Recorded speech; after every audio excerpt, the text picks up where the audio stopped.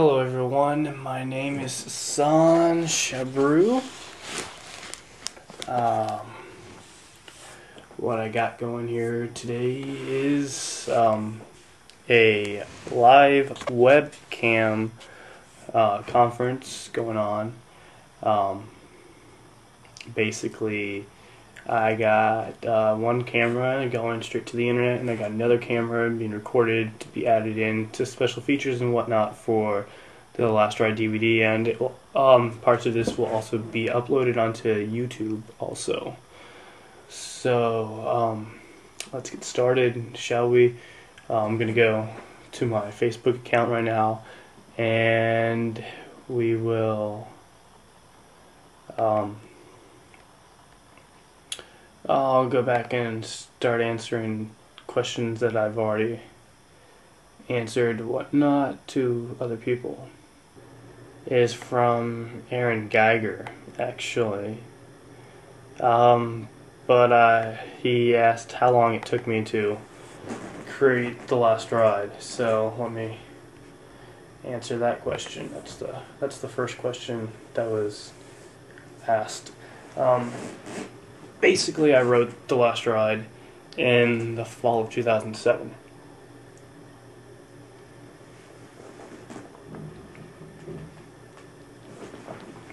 And so I wrote the script for writing the short film class, and it took about maybe 2 weeks to write. Really less than that. Most of the time was really spent developing the characters. Basically, what I did was I used the research that I had done in a previous class back at my community college for a play that took place in Kabul. And basically, I really got interested in the whole Afghanistan thing. And the reason why I was so interested in Afghanistan was because coming from a Middle Eastern background myself, a Persian, my father comes from Iran, Afghanistan was just something different that I had never really expected at all. It was different, not like the Middle East that you normally hear, and it really explained what was really going on before 9/11 and all that, and it made 9/11 make more sense than what was going on afterwards.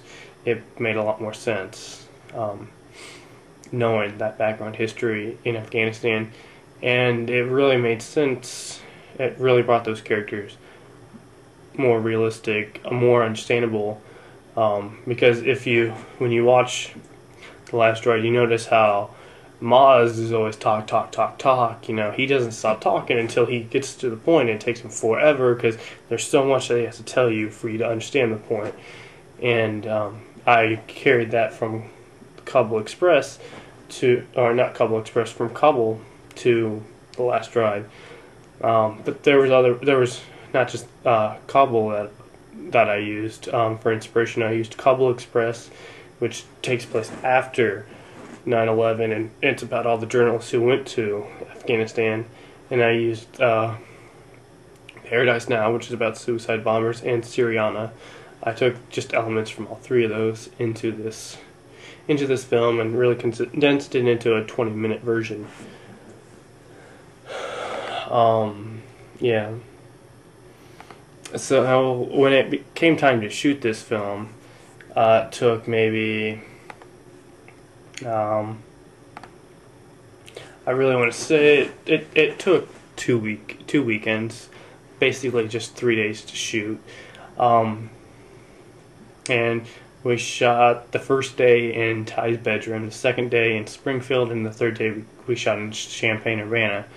All of it was shot in Illinois, but probably it took more time to edit than anything else. If that answers your question, Aaron.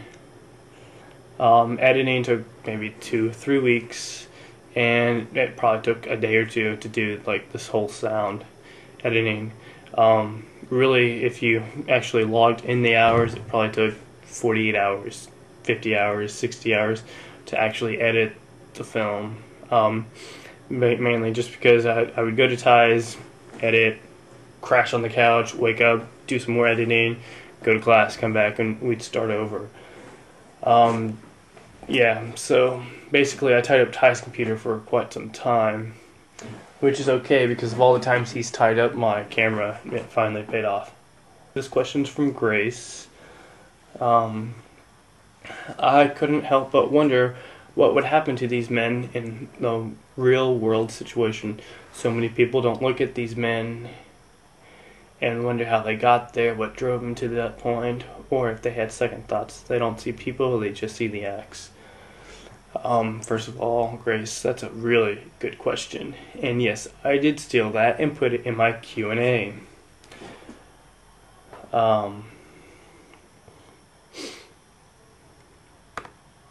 So, here we go. Well, what happened to these men in a real world situation?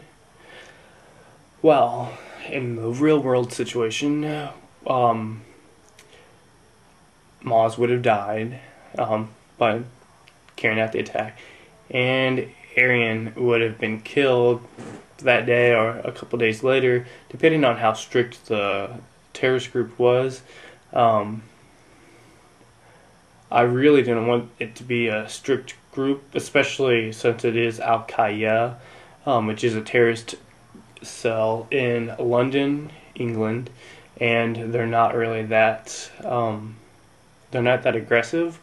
They are radical. They did carry out the bombings, the bus bombings in London a few years ago.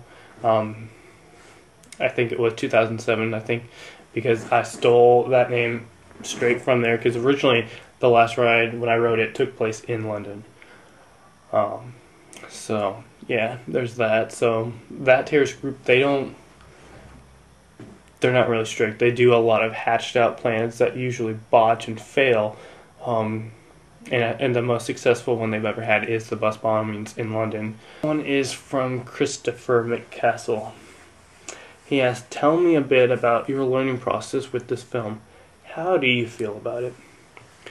Well, first off, I really want to say that the learning process didn't really start till after I was done with school and was submitting it back to film festivals and getting feedback from professionals and such.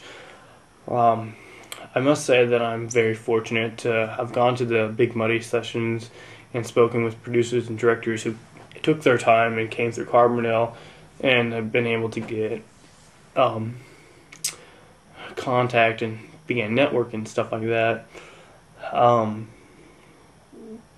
really think that the images of the 9/11 bombing and the bombing attempt on the airplane back on Christmas really brought the public back to reality about terrorism, and I think that is why the film got accepted into the film festival that it did back in December,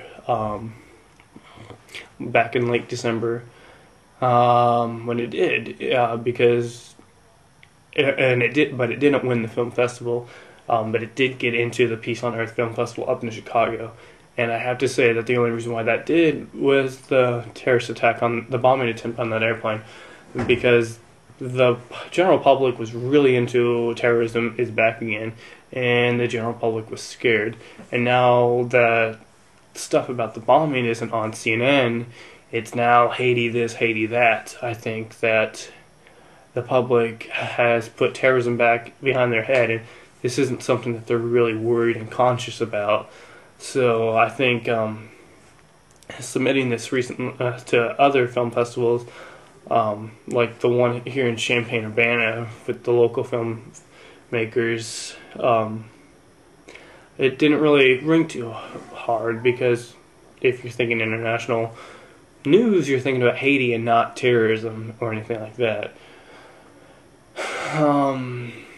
So that's what I'm thinking. But I am very surprised at the responses from the right-winged right-wing politic viewers, like the Bush supporters and stuff like that. I've gotten a lot of support from people like that who are very on the red, and not so much from like liberals. And I find that very interesting because I thought it would be the other way around.